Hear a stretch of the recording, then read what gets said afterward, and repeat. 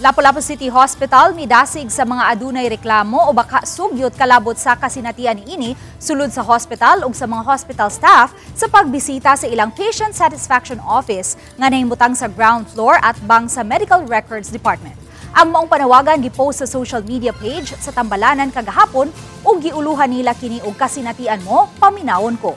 Sa maong post ilang gipasalig nga suportado nila ang bukas ug mahinungarong pagpadayag. Sa susamang post, giawhag sa tagduma sa Tambalanan ang publiko nga likayan ang pag-post sa social media batok sa mga kawani ug staff sa Tambalanan gamit ang mga po nga mapasipadon.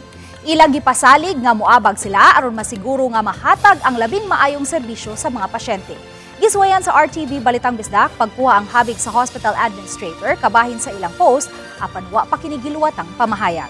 Samtang gipahibaw sa 18 anyos nga pasyente sa Tambalanan kinsa nagpost sa social media sa nakalabay mga semana mahitungod sa mga sakit nga pong nga nadawat niya gikan sa ubigayni nga mipaanak kaniya nga ugmang adlaw gikatakdang mag-atubang ang iyang inahan ug ang ubigayni.